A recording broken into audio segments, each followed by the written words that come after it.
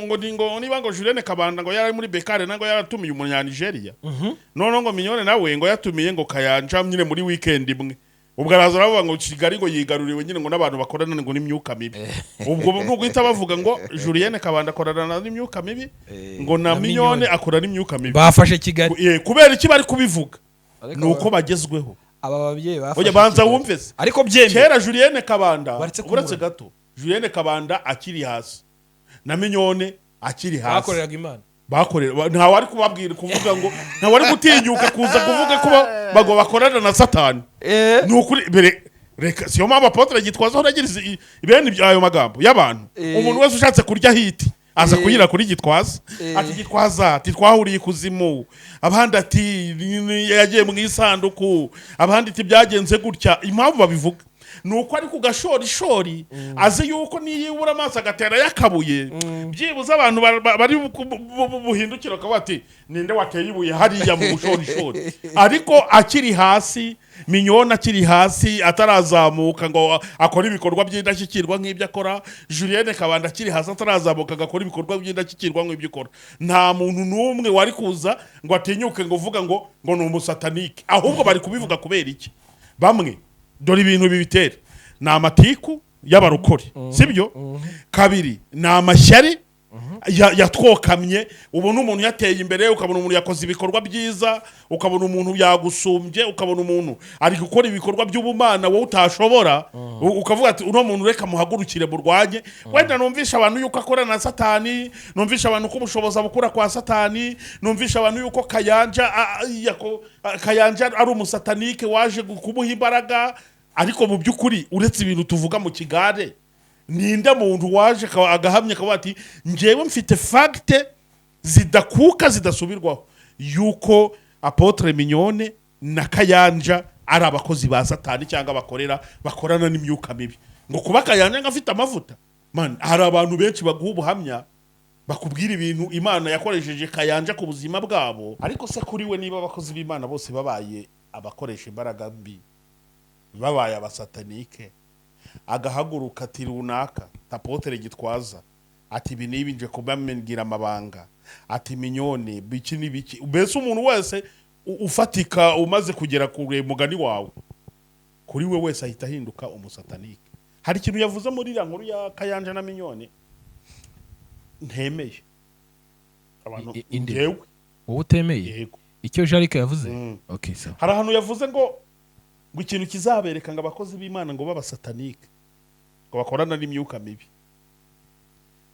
ngo bafata ngo bareka kubwiriza ijambo ry'Imana ngo ahubwo ngo bakajya ngo mu bikorwa byo gufasha abantu ngo gufasha abatishoboye ngo n'ibiki byose ibyo byose nyine yavugaga ngo kugira ngo bemerwe na leta ngo banigarurire bireherezaho abantu kubera ibyo bikorwa by'ubugira neza bakora ariko icyo si inkemera uzi impamvu si kimwe cya kabiri kuba Apotre Mignone afite umutima wo kwiherezaho abantu yego umuntu wese ukora ibikorwa byiza ijambo ry'Imana avuga ngo nukora ibyiza ntuzemerwa sibira muri ry'Imana bivuga none se uwo muntu uvugira mu buvumo tutabona ibyiza akora ni ibihe kugira ngo tumwemere nuko ari buza tubwira ko abantu bose bayobye atujyana hese hari urusengero afite none ngo tumusangeyo watwigishe Jarika afite urusengero arugendana mu mashini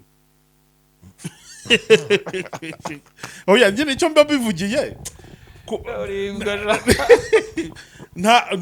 oya uzi ikibazo ngira gikomeye ubu ntubona ko ndi kuvuga ibi urumva comments sinzi ifungura ibitutsi abantu ati sho waravugira abantu ngo babasatani unyumvire nge oya nukuri nta muntu wantumye gukora iki kiganiro ndi imbere y'Imana oya ntukarahire Imana ikintu cyandiye kituma maguruka nabonye ngo abantu ngo bakora ibikorwa by'ubugira neza ngo ni ibimenyetso by'uko ari abasatanike oya Emile ibyo nabipfira ntabwo abantu bose bafashe ipfubyi n'abapfakazi bakora ibikorwa by'ubugira neza ari abasatanike kuko Satani nta n'ikiza agira uko wabivuze none none se nibwo bwa mbere ubundi ku bwa Yesu no bwa mbere amavuta azana impinduka mu bantu yaravuze ngo ubu nta mavuta Jarike yaravuze ngo Eh. ngo batuzana mu isezerano rya kera ngo bashaka kutwangisha ubutumwa bwiza bwa Kristo ngo bw'uyu munsi, ariko umwigisha wese ahava akagera. Nzabona ushaka gufata igitabo ushaka gufata isezerano rya kera agashaka kuribika ngo atubwize irishya gusa, azaba ari umuyobe. Ukabimenye ni ikimenyetso cy'umuyobe cyane, kuko uyu Yesu turimo turavuga, uyu Yesu twakurikiye, Yesaya yaramuhanuye. Nitudashaka gufata isezerano rya kera nk'irituyobora ngo turyumvemo n'isezerano rishya ko bihuye, tuzaba dufite ikibazo. Amavuta kuva na kera amavuta yarakoraga. Reka tubasuhuze tubifuriza ibihe byiza mwese badukurikiye muherereye. Imana ibaha umugisha. Turi kuyoboka Mana TV, ngiye ndikuza Emi, ngira umugisha wo kongera kubana namwe si ubwa mbere, n'ubushize twari kumwe. Joel waramutse? Mwaramutse neza Emi, Yesu ashimwe cyane. Yesu nahimbazwe mwana wanje. Umeze neza se? Oya. Wabaye iki? Kayanja yaraje ntiyansengera. Kayanja se yaraje muri Intare Arena, ariko gusengera atakubonye, abandi ntibakize, nabonye barakize indwara zitandukanye, abandi bakira agakiza. Yabahaye n'udufaranga mwana undebe neza. Yatanze n'inkunga yo kubaka inzu y'Imana. Twari tumenyera abapasiteri baza mu Rwanda ugasanga baje kwitangisha, nanjye niko nanabye expectinga nibyo natekereza. Umva ko aje gukoresha fundraising. Umva ko ari fundraising yo kugira ngo Women Foundation itangire iriya nyubako. Ariko byarantunguye mbonye ahubwo avuze ati nge tireka nanjye ntange ibihumbi 100 by'amadolari. Ati bivuye mu mufuka wanjye, ati mu gushyigikira umurimo w'Imana. Kuri nge ahubwo sikata yo kugira ngo nabandi bayatange. Ahoya ntabyo wigeze ubona sakurikiza aho byo kuvuga ngo namwe ni mutange. Ntabyo yababwiye, nge nari marerega mu giterane. Ndabizi wari wagiye. Ntabyo yababwiye rwose, ntago ari kata yigeze. Okay, reka tugaruke. Igiye kubaka urusengero rudasanzwe rutarabaho rw'akataraboneka mu Rwanda. Ntabwo bavuga ngo ntirubabaho, kuko ruzaba rugizwe n'ibyuma biriho byakozwe kandi byubatse n'izindi nzu. Uvuze rero ngo ntirurabaho, hano mu Rwanda sinibaza ko hari katedrali zaba yubatse nk'iyo ngiye. Simbizi, gusa n'urusengero rukomeye ruzaba rwubatswe. Ntekereza nyine ko ruzaba ruri kuri standard yo hejuru, dore ko n'Akayanja numvisha bihanura ko rusengero zabo dasanzwe ku kibanza cyaho ruzubakwa niho hari habereye ibikorwa bya Thanksgiving byo gufasha abatishoboye no kugaburira abana barwanya imirire mibi. Rero yaravuze ati hano yagiye kubakwa katedrale iri mu zambere mu Rwanda no muri East Africa. Ubwo rero nibwira nyine ko azaba ari urusengero rukomeye rw'icyitegererezo, kandi nyine nibyo byiza, rega nibyo bikwiriye. Nose na leta ibisaba abanyamadini kubaka ibintu birambye kandi bikomeye bihesha agaciro nyine igihugu n'itorero, birumvikana. Kuyoboka Mana se wasuje aho kuyoboka Mana cyane ise nkwinjiza. Kuyoboka Mana nyine ndabasuhuje isajyana kwa Kayanja n'igiterane, ndabasuhuje mu izina rya Yesu Kristo. Narimba kumbuye, none ndagarutse rero kugira ngo tubashe kuganira ku bintu bitandukanye nyine.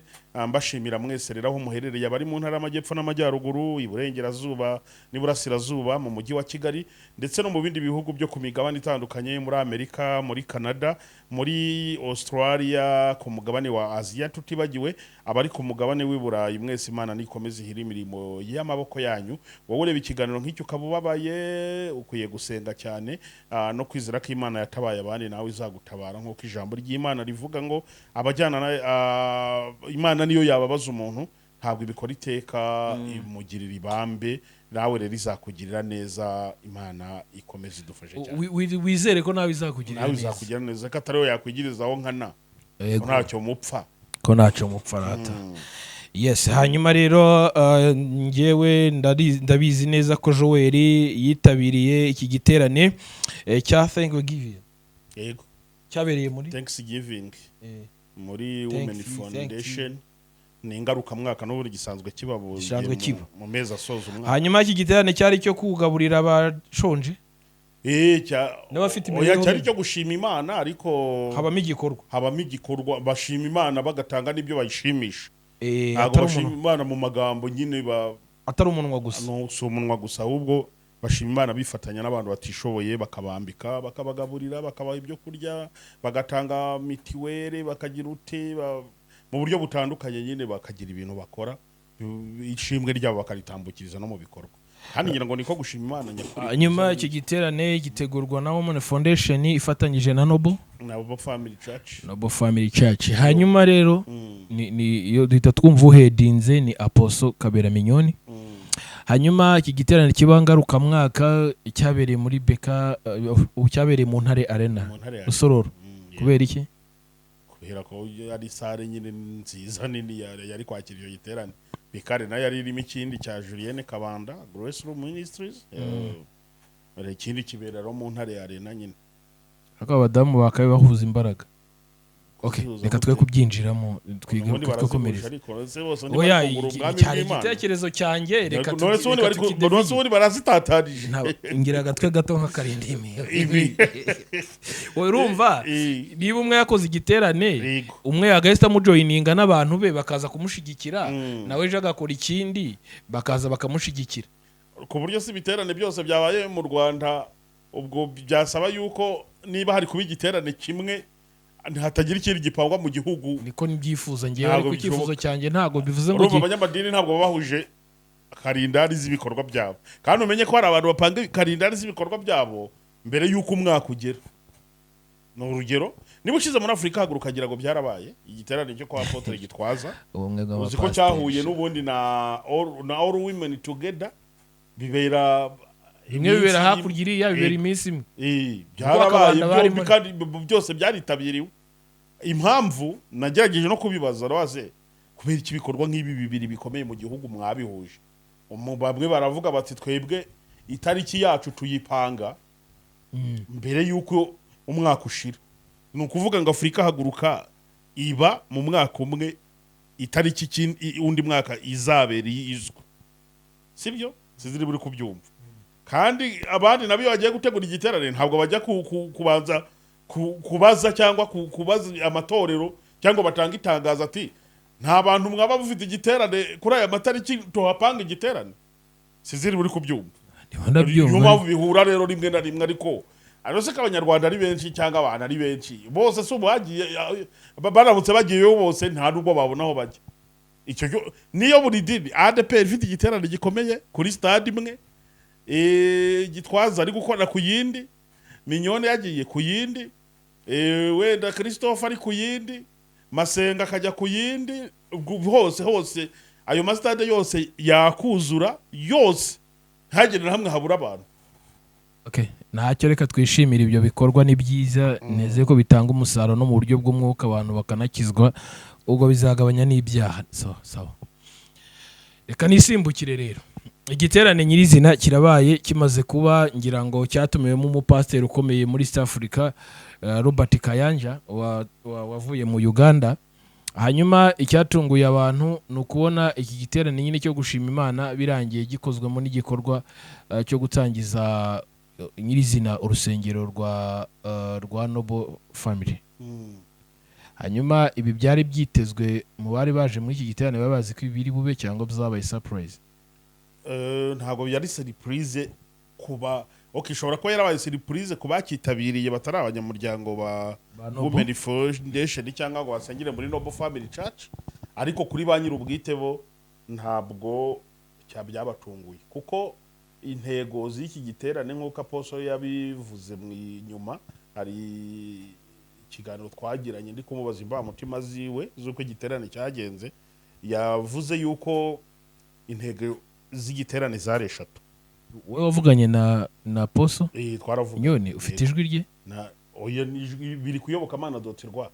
Okay, iri mu nkuru iri kuyoboka Mana dotirwa. Nzi ko ijwi rifite ngo ritukinire twumve wenda na hoye ku ijwi se abantu bashaka kumenya ibyo yavuze bajye kuyoboka Mana dotirwa biranditse inkuru irahari biranditse. Joel hano turi ku mashusho ntago turi mu byanditse ntago turi muri article. Ngiye na mfite ikifuzo ndavuga niba iryo jwi rihari uriduhe wenda muganira ariko niba ridahari ntacyo twikomereza ikiganiro. Nyine ijwi wenda niba narishaka nkaribona ariko nta nubwo wenda ari cyo gikomeye ni inkuru biri mu nkuru yanditse kuyoboka amano.rwa ivuga ngo imbamutima za Apostle Mignone Kabera watumiye Pastor Robert Kayanja akabera umugisha ukomeye abanyarwanda. Aho ngaho rero reka nihute ngere ku ntego. Yagize ati igiterane Thanksgiving tugitegura mu ntego gushima Imana iba yarabanye n'abantu bayo umwaka ukaba urimo ugana ku musozo nta gikuba cyacitse, ari nayo mpamvu amashimwe yacu tunayatambukiriza mu gukora ibikorwa by'ubugira neza aho twita ku miryango ibabaye tuyigaburira tunayambika ndetse tukarwanya imirire mibi mu bana tubagaburira nyine ibiryo byujuje intungamubiri. Uyu mushumba ubwo na Apostle Mignone yakomeje avuga ko uyu mwaka wa 2024 igiterane cya Thanksgiving cyari gifite intego eshatu. Hari iyo gushima Imana, hakaba iyo gutaha ubutaka buzubakwamo urusengero no kwakira umukozi w'Imana Pastor Robert Kayanja wari umukize mukuru muri iki giterane. Wabyumvisha za ntego rero. Ndiho ndabyumva. Niyo mpamvu bitatunguranye rero kuba buriya butaka bwaratashywe cyangwa hari hazuba kuri ya nyubako yaratangiye igikorwa gine cyo gutaha buriya butaka cyangwa gutangiza iyo nyubako y'urusengero. Urumva byari bizwi kuko zari zo ntego zabo, byari mu ntego eshatu zabo bari bafite. Joe, yego wihangane mfite ibibazo byinshi byo kukubaza muri iki kiganiro. Wenda na Apostle Mignone aramutse ari kubyumva cyangwa ari kumva iki kiganiro aravuga ati Emi yari yakwibasiye Joe. Hanyuma ibyo birabaye kandi buriya nemera ko buri mushumba wese afite umuhamagaro we. Umuhamagaro Apostle Mignone yahamagawemo ndawemera, niba ugira aho uhurira no kuba ushobora kumenya imfubyi n'abapfakazi ukamenya abantu bashonje bakagaburirwa, ngira ngo ibyo bikorwa byiza Imana izabimuhembera. Ariko n'ubundi ni nawo umuhamagaro w'idini rizima. Ko muri uretse gato ukiraho ngewe mba muri ADPR Kacyiru, nigeze kugezaho icyifuzo amashuri yananiye, kwiga byananiye. Barabizi, bazi ubushobozi bwanjye, bazi ko ndi imfubyi mbaho ngaho. Ariko byarantunguye umushumba umwe navuze izina ariyizi, wenda wasanga yumva n'iki kiganiro cyangwa bakakimwumvisha. Yaravuze ngo nta bije y'imfubyi tugira twebwe. Noneho binabera mu nama nyobozi y'umudugudu, mbibwirwa n'umudiyakono umwe azotse mu nama. Kandi ndi umwana kuri caci wasabye ubufasha kandi bigaragarira umuntu wese nyine ko mari, si kuvuga ngo ni wa muntu utazwe. Nta bije y'imfubyi itorero rigira. Rero iyo ugiye kushiramo ako kantu reka twe gukomeza ku matesi ngo ugiye gutambikamo ako kantu ngo buri dini ngo ni muri Yakobo. Buretse ndashaka kwitwaza ibyanditswe mugani wa babandi muri Yakobo ni igice cya mbere. Urumva haravuga ngo idini ritunganye kandi ritanduye imbere y'Imana Data wa twese ni ugusura imfubyi n'abapfakazi mu mibabaro yabo no kwirinda kutanduzwa n'ibyisi. Erega icyo cyanditswe ndakizi, naranagisomye. Rero izi nizo ubundi umuntu wese uvuga ko akorera Imana ari umunyedini cyangwa afite itorero cyangwa iki, udafasha imfubyi n'abapfakazi ari out of yarayine yo gukorera Imana, aratubeshya. Urabyumvisha ariko nabo none se barenda bavuga ngo nta bije y'imfubyi bagira buri cyumweru, simbona ibyibo by'abakene. None si icyo gihe byo ntibyari bihari nyine nibyo nkubwira ko nahise mfata amafaranga yo gufasha abakene akora iki. Nahise mfata umwanzuro se, urumva ubundi ngiye sinyavuga inkuru ngo nyirangize. Buriya Joe, abantu bavuga ngo bagize bagira ibikomere, hari abandi bantu bahita baza kubajyaginga no kugira ibyo bitwaza. Ariko bahita wumva situation umuntu yarimo agira icyo gikomere mbere yo kuza kumujyaginga. Siko nahise mfata umwanzuro nkamanuka. Urabona umukecuru Wodeta niwe wari sociali w'itorero, musanga mu gishanga aho ADPR yakorera, aho sobyibuka Dikodara mu gishanga si ibiro byabaga. Musangayo icyo gihe man ibintu mbivuze ariko bitari ngombwa. Oya nta kibazo ariko kuganira nyine, ariko turi kwa Mignone kuki tugeze. Oya no kwa Mignone se niho ntabwo. Okay, reka inkuru nzayikomeza. Ni inkuru rusange ujya kwa Odeta. Oya no so guhagarukiriza abantu aho ngaho. Nta kibazo, reka inkuru tuzayikora ubutaha. Nyine ari icyo mvuga. Hari ibintu byitwa uvuga nibyo utavuga. Uretse gatoya hari inkuru bavuga sibyo. Okay, nyishura nyikubwira. Wabuhemukiye public no public ndayihemukira Uzi se impamvu? ko ari urugero nengeye kwitangira wagiye ubundi kwa bije bite odeta abigenda ute nyine ko Usoreza. ikiganiro usoreza aho okay eh reka ntacyo yego uriya nabyo iyo ukorana n'umuntu muziranye birakuvuna ko ushaka kugusaba ibintu bikomeye bitari ngombwa ntabwo bikomeye cyane ni urugero rwo gutanga kandi okay reka mbivuge ruba ruri mu isomo nyamara reka mbivuge nyine iryo jambo wowe impamvu ugiye kubihuza nongeye kuryumva umunsi umwe Mignone ari urimbwira reka muzi ibi bintu rero birangiriye inkuru tuyivemo nushaka detail tuzayigarukemo okay hanyuma njya kureba Odita mu gishanga hariya nyine musanga muri ofisi ndamutekerereza ibintu byose ahita bivana mu idini abyishyiraho urabona umuntu ufite umutima w'ubumuntu abyishyiraho aba nk'ari ugiye kubikora mu izina ry'idini ariko ari unabishizemo imbaraga ikindi ibaze ko mu gihe gito yansubije ngo amafaranga ngo bageneye abana ngo niba ari 17,000 ku gihembwe noneho ngiye nsigana ikibazo mu mutwe cyo kwibaza bayageneye abana nta bije y'imfubyi bagomba kuba bafite abana nta mafaranga ariko urumva sinaye kujya kumubaza details za buri kintu kubera ko ngiye cyo nari ngendereye ko hari ukubona uko nshobora kugira gute kwiga gusa cyaje kuba we ubwe sibyo na Heremani urabudigiri uri ntuza na Alfredi Munyentwari wa musaza wapfuye wayoboraga icyo gihe yari SOS uramwibuka ngira ngo nibo bantu bashobora kuba barateranyije amafaranga n'undi mu mama bitaga Denise wari umudiyakoni hariya subira ku ishuri yego ariko bidakozwe n'iki n'itorero kandi bro simbitindemo so ariko nabonye ikintu bita umubyeyi icyo bivuze icyo ari cyo bitandukanye nuko dufata idini tukashaka kuryita umubyeyi kubera ko hari ibindi bintu biri behind mu idini sinzi abona umuje kuvuga ku cya 10 n'amaturo bati ibi ntibyari muri gahunda ya Bibiliya nababizanye kubera inyungu zabyo sinjye kubyinjira mutwe dufite gahunda y'ikiganiro sinzi kuntu ibyo bintu byaje ahubwo higeze kuba nanone higeze kuba uyu munsi wo mu kwa kabiri w'abakundanye bawita Severant mani ibintu ntabwo bijya bimvamo noneho Mignone icyo gihe yaradutumira yari afite amakapu agomba kubera mu rugo ushobora kumbaza ngo natumiwe mu ruhe rwego ngewe sinarinzwe cyo ni icyambere nyine ugendeye kuri bwa buzima twabagamo ariko urabyibuka twari dufite groupe yitwaga The Worshipers urayibuka yarimo ba Ivra ba Dani bariri urayibuka noneho aradutumira tujyayo yego tujyana Honore aradutwara tugezayo Pasa Honore uraho muri women nawe muri no tugezeyo uzi ikintu cyabaye yabonye abasirimu ibi nitujya tubivuga abantu bajye babyumva kubera ko hari ahantu Imana ikura umuntu ikajya n'ahantu imugeza bikagaruka mu mashimwe iyi ni intego y'icyo giterane mwari mwagiyemo sibyo nuko ngiye nyine ntabonye uko njyayo Mignone hari amagambo yateruye aravuga reka niye gutinda muri ibyo bintu man iyo nkuru uzayigarukemo hanyuma hari amagambo yateruye aravuga bavuga ngo hano dufite abajeni nta makapo hari nyine nawe urahazi iyo twari hakurya iriye iwe mu rugo acurira ukuntu hari sawa turi kurya turisanzura nyine ibintu byose bimeze neza aravuga abwira abajeni abo bajeni nitwe uribuka ko twari abajeni nyine nta mugabo wari muri twe cyangwa umugore twese twari abajeni urumva bari batarashaka natwe tutarashaka avuga ngo nabo harimo udafite umubwira ko amukunda ariko nje kumubwira ko ngewe mukunda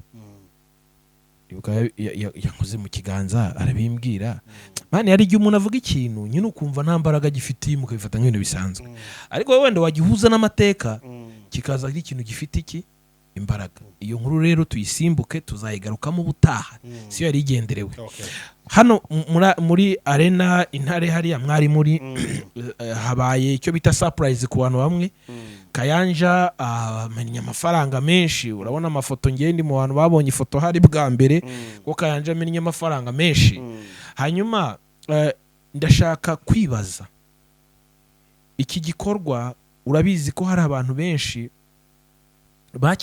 bakijajinze ariko hari channel imwe yitwa Ayaloni TV ya Jarike uriya wakunze kwigisha cyane ku byahishuwe yavuze ko byanze bikunze Aposo Mignoni kuba ari kwa Kayanja cyangwa before yaragiye kwa Kayanja agafata mwari amavuta, video mwarayibonye imaze iminsi sirikira, ari amavuta Mignoni akimara kuyakoramo yatangiye gutura abantu hasi.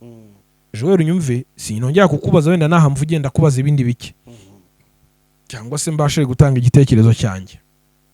Yana banyiri bwite niba babyumva babyumve, ari ababijajinze ari nababikoze.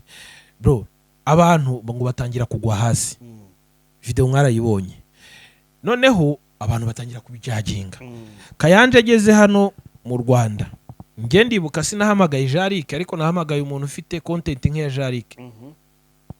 Ndamubaza nti ntago namuhamagaye, ahubwo niba ampamagara ambwira ati wabonye bya bintu nababwiraga igihe bari bavuye kumena amavuta hariya, ati gushira amavuta ku kibanza, ati ari amavuta muyitondere. Ndavuga nti tuyitondere gute se ko amavuta ataringe bayamennyeho, ko yaje guhesha umugisha ikibanza. Ahita mbaza ngo ariko se ngo hagati ya Gitwaza na Kayanja ninde mubyeyi wa Poso? Ndavuga no, ibyo ntago mbizi. Hagati ya Gitwaza Apotre Gitwaza na Pasa Kayanja ninde mubyeyi mu mwuka wa Poso Mignoni? Naramwihoreye. No Mignoni nyine yagize umubyeyi. Nyine nibyo nshaka kukubwira. Naramwihoreye ndamugana ingenzi data nawe uziso. Uriya nawe azise. Nose ne kumusubiza ngo iki? Ariko mbishaka kubibuza. Nshaka kubibuza n'ikibazo nshaka kukubaza. Mbere utararenga aho hari ikintu. Ntago ariyo content. Nyine oya buretse gatoya. Papa wanjye amaze gupfa. Sibyo? Papa wanjye amaze kwitaba Imana, ari umupasiteri inshuti yanjye. Naramubwira n'ubumva rero ati ugiye kumbera umubyeyi mu gice kimwe. Ati buriya kubura papa mbuze papa w'umubiri na papa wo mu mwuka icyarimwe. Basi reka mbipfubyi kuri papa w'umubiri, ariko papa w'umwuka nshaka kumugira wowe. Arabinyangira. Ndamubaza kubera iki udashaka kumbera papa wo mu mwuka. Arambwira kandi ukurikije amateka twari dufitanye no mushumba yakaba yarabyemeye. Yakaba yarabyemeye par rapport y'amateka. Yumve neza. Ariko arambwira ati oya ntabwo nakubera papa wawe mu mwuka Joel. Ese kubera iki? Ati nyine ati ibintu ngewe byo kubyara narabiretse. Abana mfite barampagije nabo bantesha umutwe. Urumva? Hano umushumba. Teske ati bagutesha umutwe ati yega. Ati none se ntabwo ugihindura abantu kuri Kristo? Ati ndabahindura.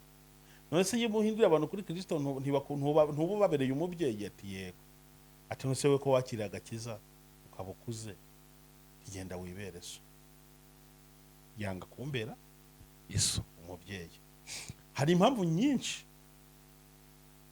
sibyo zishobora gutuma umuntu aba umubyeyi w'umuntu, n'izindi nyinshi zishobora gutuma atabaho ku bushake bwa bombi.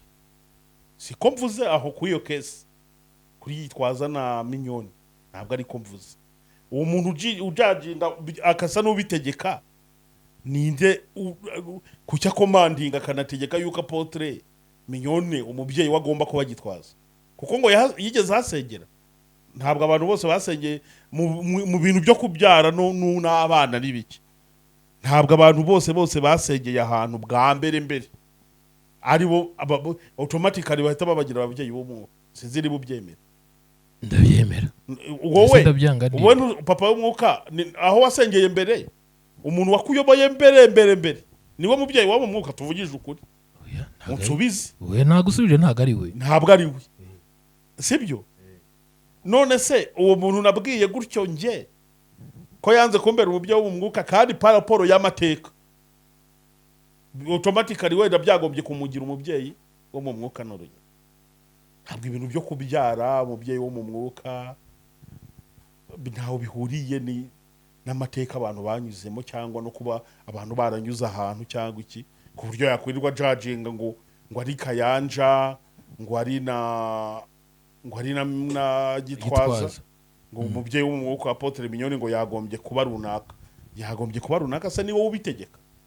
uretse yuko Kayanja nta nubwo ari umubyeyi wa Apotre Mignone ubwo yaribeshye. Apotre Mignone yavuze ko umubyeyi we uwo mu mwuka ari umugore wa Kayanja, ntabwo ari Kayanja. Okay, twigendere rero ubwo nyine kirasobanutse, witinda aho ngaho wikwibaza ibintu twikomereze. Bandi kubisobanura uko mbyumva abantu, nta kibazo. Imyumvire yanjye dore iyi ni imyumvire ya Joel, ntabwo ndi kubigushyiramo ngo ubyumve uko bivuze, nanjye ahubwo ndabivuga nk'utanga ibitekerezo byanjye. Ntabwo umubyeyi wo mu mwuka, nta wundi muntu utegeka umuntu kugira runaka umubyeyi wo mu mwuka. Umuntu agira umubyeyi wo mu mwuka kubw'impamvu nyinshi, ibyo bahuje, ibiganiro bagiranye, kuba bafite iyerekwa rimwe, kuba hari ibintu byinshi, nyine hari ibintu byinshi cyane biba determine kugira ngo umuntu agire n'umubyeyi wo mu mwuka. Okay, twigendere. Twagiye se? Twakomeje.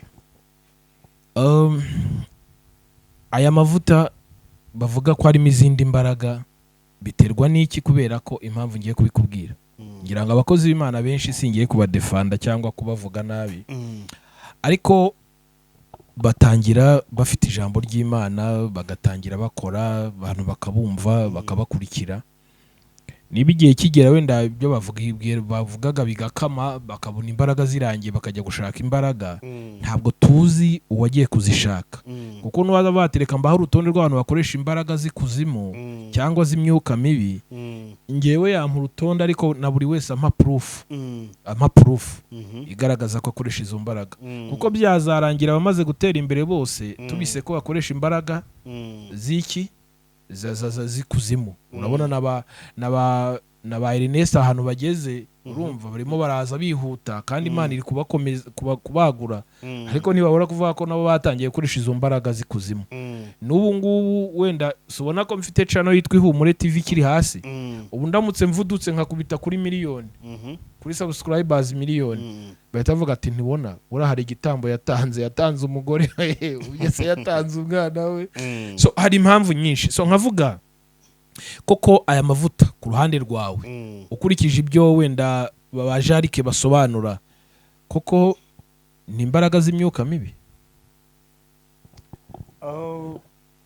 Cyane unsubize nk'umudiplomasi, unsubize uko nyine bivugwa hano hanze. Yenda gusubiza uko mbyumva, mbona narabibonye, ni reka navuga ngo niyo trend ihari, niyo nkuru ihari, uretse no kuri Ayaroni TV ya Jarik, uretse ko Ayaroni yo ntabwo nayitindaho, kuko n'ubundi uretse na Mignone na Kayanja nta mukozi w'Imana n'umwe yemera mu Rwanda. Abantu bose yabisaba ni abasatanike, yabo ba Apotre Gitwaza, bande bose kuri we juste harya uriya mutibe ni umudive w'umutiba, ni umutampera, oya ni umwadeperi. Inde Jarike uramuzi? Ese Jarike simuzi, yatangiye afite ministeri bita gutera, ariko nyine iza mu byahishuwe ari umwadeperi. Aracyari muri ADP? I don't know, nta dini agira hari, sinzi cyangwa aradifite, ntago mbizi. Okay, reka twe kutinda wenda kuri privacy ye, ariko ngewe ikintu mvuga abantu kandi banyumve neza, niyo batanakumva wowe uvuga ibya twumva ibintu kimwe.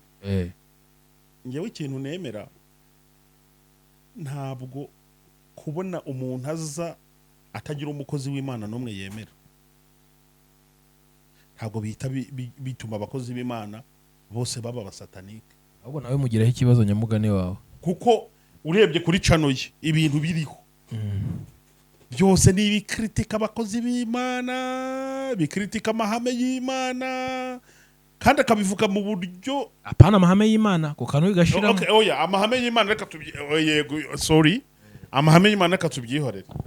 Ariko se kuri we niba abakozi b'Imana bose babaye abakoresha imbaraga mbi, babaye abasatanike, agahaguruka ati runaka Apotre Gitwaza ati ibi nibi nje kubamengira amabanga, ati Mignone biki nibiki, mbese umuntu wese ufatika umaze kugera kure mugani wawe, kuri we wese ahita hinduka umusatanike. Hari ikintu yavuze muri ya nkuru ya Kayanja na Mignone ntemeye abantu ngewe. Wowe utemeye? Yego. Icyo Jarike yavuze? Okay, so hari ahantu yavuze ngo ikintu kizabereka ngo abakozi b'Imana ngo baba satanike, ngo bakorana n'imyuka mibi. ngo bafata ngo bareka kubwiriza ijambo ry'Imana ngo ahubwo ngo bakajya ngo mu bikorwa byo gufasha abantu ngo gufasha abatishoboye ngo n'ibiki byose ibyo byose nyine yavugaga ngo kugira ngo bemerwe na leta ngo banigarurire bireherezaho abantu kubera ibyo bikorwa by'ubugira neza bakora. Ariko icyo si inkemera. Uzi impamvu Satani nta kiza akora sha. Buretse nyine wenda reka nituvuga ibyo. Ariko nge si imbyemera. Uzi impamvu ntabyemera? Ni iri jambo. Kandi ko kuretse n'iri jambo ni nayo mahame. Idini ryiza cyangwa itorero ryiza. Umukozi w'Imana mwiza uvuga ko akorera Imana yo mu ijuru. Kuko Imana nayo ari umugwaneza kandi yuzuye urukundo rwinshi. Yagombye kuba ari umuntu urangwa n'ibikorwa byo kwita ku batishoboye. Umukozi w'Imana ukuri. Naho umuntu waza kuvuga ngo ikimenyetso kizakwereka ngo abantu bakorera Satani ngo nuko ngo bafasha abatishoboye ngo nuko bakora ibikorwa by'ubugira neza. Jari aho watubeshye ngo bwize ukuri nge simbyemera. Nubwo wenda reka sinavuga yuko kuba umuntu yakora ibikorwa by'ubugira neza ngo ari byo bigaragaza ko akorera Imana yo mu ijuru 100%. Ariko ntabwo abantu bakora Satani wabashakira mu bantu badafasha imfubyi n'abapfakazi. Kandi ijambo ry'Imana rivuga yuko idini cyangwa itorero ryiza ari ryita ku mfubyi n'abapfakazi. Icyo sinacyemeye kandi yakivuze nakibonye. Yakivuze. Ariko tukiraho rega nanjye nakozeho ikiganiro ejo. Ndavuga nti Satani niwe mwami w'ikibi. Umuntu wese wakoze icyiza ntuzajye kumuhuza na shitani. Kuko yagikoze mu mutima we agiye gukorera Imana. Urabona? Ntago yagiye kugikora agambiriye gukorera iyo myuka mibi. Sibyo? Ahubwo akantu gato nashaka kugarukaho muri iyi video. Nanagize n'amahirwe reka mbivuge gutyo ntanyumve nabi. Aya mavuta miliyoni yakoze mari Bugande yayakoresheje Bugande ntago nigeze mbona yakoresha mu Rwanda. Ibyo urabyibuka. Niyo mavuta yabarimo imyuka wenda cyangwa imbaraga zikorera hariya sibyo ntabwo mpamya ko nyine yari kubisigayo yari kubizana kugira ngo bikoreshe na hano. Kuba rero habi biterane simbona ari kubikoresha ngo aturagura abantu hasi ndetse ko no guturagura abantu hasi wenda ribikwiye no kuzabizamo abona ari utuye hasi agize ikibazo sakavunika. Ariko ntago mbibona nge ntago nabibonye. So icyo nshatse kuvuga hano ni iki Joe Dr. Kayanja ni Dr. Pastor Kayanja Robert n'umugore we nibyo bakora mu Uganda kuba baza mu Rwanda ari abashyitsi simpamya ko babaje kugira gute gufata abanyarwanda ngo babashire mu izo mbaraga wenda bo bakoresha hariya. Si kimwe cya kabiri kuba Apotre Mignoni afite umutima wo kwiherezaho abantu. Yego umuntu wese ukora ibikorwa byiza ijambo ry'Imana avuga ngo nukora ibyiza ntuzemerwa. Sibira muri ry'Imana ivuga. None se uwo muntu uvugira mu buvumo tutabona ibyiza akora ni ibihe kugira ngo tumwemere? Nuko ari buza tubwira ko abantu bose bayobye. Atujyana hese hari urusengero afite none ngo tumusangeyo watwigishe. Jarika afite urusengero arugendana mu mashini. Oya njye nicyo mba bivugiye nuko oya uzi ikibazo ngira gikomeye. Ubu ntubona ko ndi kuvuga ibi urumva aba comments isinze ifungura ibitutsa abantu ati jo waravugira abantu ngo babasatani unyumvire nge oya nukuri nta muntu wantumye gukora iki kiganiro ndi imbere y'Imana. Oya ntukarahire ikintu cyandiye kituma maguru nabonye ngo abantu ngo bakora ibikorwa by'ubugira neza ngo ni ibimenyetso by'uko ari abasatanike. Oya Emile ibyo nabipfira. Ntabwo abantu bose bafasha imfubyi n'abapfakazi bakora ibikorwa by'ubugira neza ari abasatanike. Kuko Satani nta n'ikiza agira kuko wabivuze. None none se nibwo bwa mbere ubundi ku bwa Yesu no bwa mbere amavuta azana impinduka mu bantu. Yaravuze ngo ubu nta mavuta Jarike yaravuze ngo batuzana mu isezerano rya kera ngo bashaka kutwangisha ubutumwa bwiza bwa Kristo ngo bw'uyu munsi. Ariko umwigisha wese ahava akagera nzabona ushaka gufata igitabo ushaka gufata isezerano rya kera agashaka kuribika ngo atubwize irishya gusa azaba ari umuyobi. Ukabimenye ni ikimenyetso cy'umuyobi cyane. Kuko uyu Yesu turimo turavuga uyu Yesu twakurikiye Yesaya yaramuhanuye nitudashaka gufata isezerano rya kera nk'irituyobora ngo turyumvemo n'isezerano rishya ko bihuye tuzaba dufite ikibazo. Amavuta kuva na kera amavuta yarakoraga kandi icyo mvuga Joel nyine icyo nshatse kukubwira Joel icyo cyo namaze kumenya ntashidikanyaho nuko Satani yagiye agafata iby'Imana agashaka kubikoresha nka kopi sibyo ibyo simbihakana wenda birashoboka ko hari uburyo benshi bashobora kubikora bitwaje mu mavuta bitwaje imbaraga z'Imana bakaza gukora bakoresheje icyo kintu ariko reka mvuga iki kintu Joe ngiye sinanabitindamo mu biganiro byose ngiye ndi gukora ndi kubwira abantu ngo mwibuke ko igihe kigeze itorero rigataha ya Kristo dukurikije ibimenyetso bigeze uyu munsi igihe kirageze ngo itorero rya Kristo ritegurwe nk'umugeni ugiye gutaha kandi ntabwo itorero rizataha ari umurizo izataha ari umutwe hazabaho ububyutse icyo nshaka kwibutsa abantu nuko Kristo azatwara itorero ari umutwe atari umurizo kandi twamaze kubona ibimenyetso igihe kirageze rero ngo ububyutse bugaragare niba hagiye kubaho ububyutse sibyo mwe kwivuna mwe kwigora abakoresha imbaraga z'umurengera abakoresha imbaraga za sekibi abakoresha ibyo ntago bindeba nawe ntubitindeho uhanga no kuvuga ngo ko igihe kigeze itorero kaba rigiye gutaha mpagaze mu uye mwanya ko igihe kigeze ngo ububyutse bugaragare abanyetorero babona amafaranga be kuba basuzuguwe mu bantu benshi bazi ko abantu bakorera Imana bya nyabyo ari abatindi icyo kintu urakizi abahanuzi ba nyabo ngo babizerwa ni abatindi iyo babonye yateye imbere bazi ko kwa minyoni hasengera abasirimu we ntubizi ubwo birarangiye ntago rikitoro ry'umwuka kubera ko abaye abasirimu gusa ubwo abasenga Imana bya nyabyo ni bandi budutenge n'utuguti hatunuka Ibandi budupantaro twababoriyeho n'udushakoshi ku rutugu tumeze nk'utwa Yehova bazi ngo nibo bakora Imana bya nyabyo ariko iyo si yo papasi sinabo babose nyine baza ahubwo no kwataka nyine mugani bumvisha abantu yuko ngo bakorera Satani. Ndashaka abantu bibuke ko igihe kigeze Imana ikihesha icyubahiro mu bantu bayo. Yego. Tugomba kuba basirimu, tugomba kugira amafaranga, tugomba kusa neza, abanyetorero tugomba kwitegura mu buryo bwari bwo bwose. So niba rero abantu bari gukora ibikorwa byiza ndagira ngo nkubwire ko ubwabo bazi icyo barimo barakora. Wowe uri murakomeza gusakuza uvunika ushaka kwereka abantu ko ari wowe uri mukuri ufite imvune. Abantu benshi babaye abaheza nguni.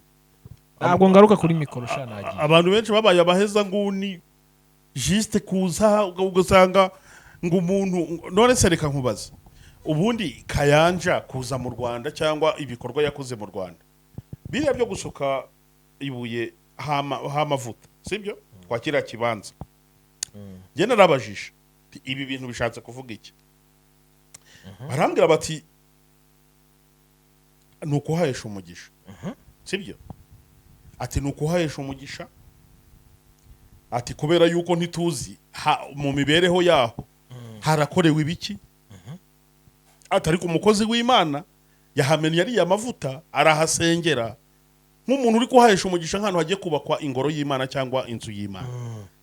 Ibyo si ibintu byumvikana mu by'ukuri. Ibyo ni ibintu byumvikana. Hari nabo nabonye bahagurukiye Kayanja ngo ikimenyetso kigaragaza ko yuko akorana ngo n'imyuka mibi ngo nuko ngo yabanje ngo kuririmbisha ngo indirimbo yubahiriza igihugu ngo mu rusengero.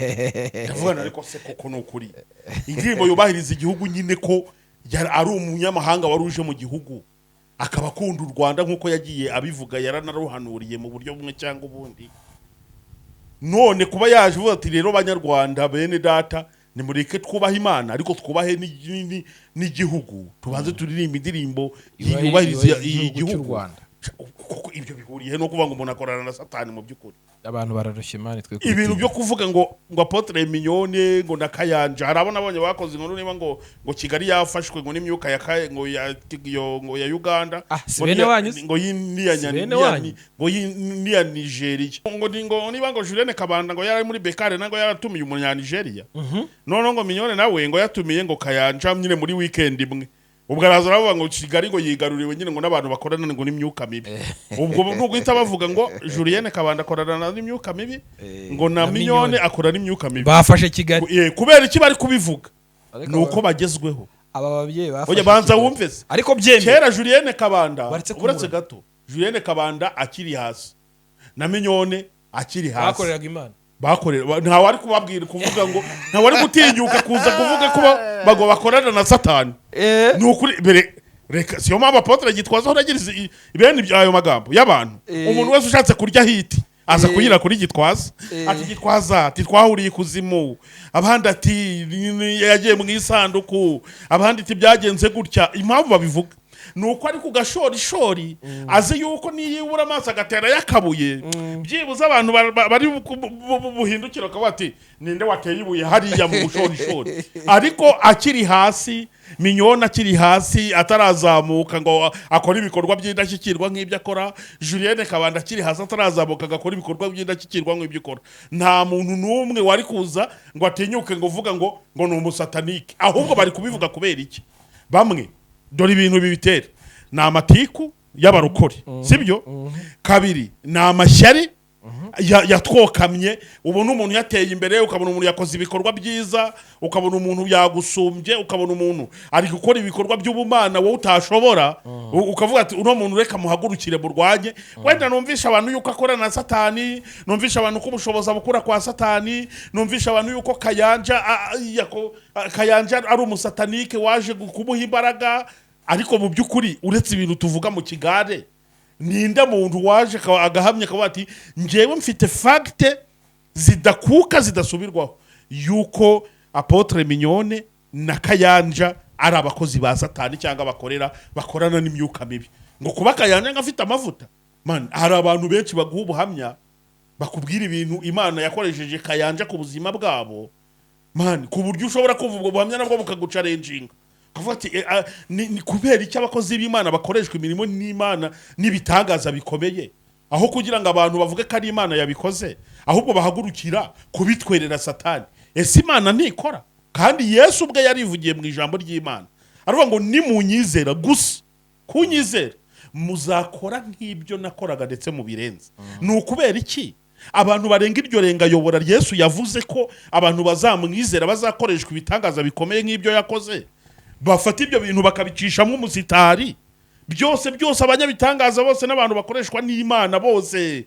bakabita abantu ngo bakorana na Satani ni ukora ibyiza gusa Yesu we nta byiza akora Satani ni ukiza abantu Satani ni we uhindura ubuzima bw'abantu kubera iki babitwerera Satani gusa ikintu cya mbere abantu baba bashaka ko ngo abakozi b'Imana baba ku rwego rumwe nta munyabitangaza uboneka nta muntu ubwiriza ijambo ry'Imana ngo rihindura abantu aho hereye ivunika ibintu bihera iwanyu muri ADPR biramvunanye banza unyumve tujye tureka kuba baheza ngo nyine ibi bintu bihera iwanyu muri ADPR none mvugisha ukuri icya mbere oya wirakara iwacu muri ADPR se wirakara usanga aribo benshi babizana wirakara baraje bantu ki baraje okay none icyo ngiye kukubwira ibi bintu cya mbere kibitera ni umwuka w'ubutindi n'ubukene n'ubuhanya ubundi cyangwa usobanutse nta wajya muri ibyo n'abatindi n'abahanya barashonje umva icya kabiri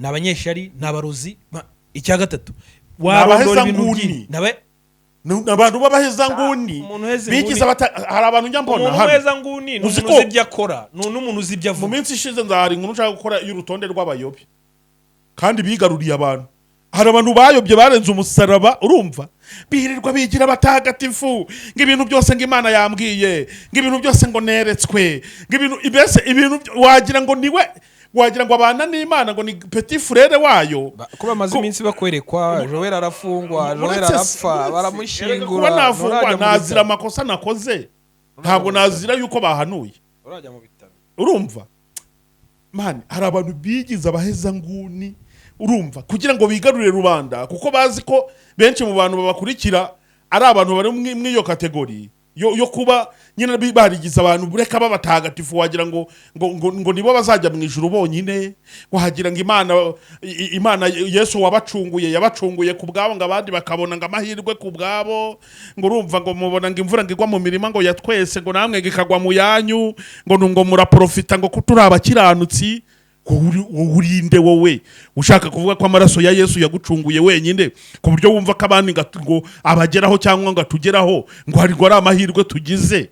Ibyo bintu byo kwigirwa abaheza nguni mani mba numva bindambiye kabisa, kuko nicyo gihe dinze ibyo bintu byose, ayo matiku yose, kubona umukozi w'Imana wahagurutse ari gukoreshwa n'Imana ibitangaza, ari kugirira abantu neza mu buryo bumwe cyangwa ubundi, ageze kugasongera aho ubona wowe utagera, ngo ugahagurutsa umwuka ngo umurwanye ngo werekana yuko ngo ari umusatanike, ngo Imana ngo yabikubwiye. Ariko iyo Mana y'inyamatiku ni iyahe? Ibaho Imana igira amatiku mana?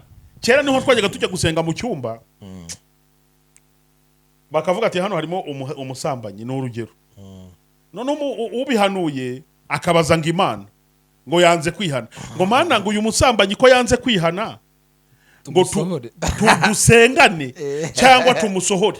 Undi mukecuru uri mu nguni wicaye hariya akavuga ngo musohore. Urumva ngo ni Imana ngo isubije, ukibaza Imana bakinisha Imana tumusohore ngo mu nguni ngo yego musohore.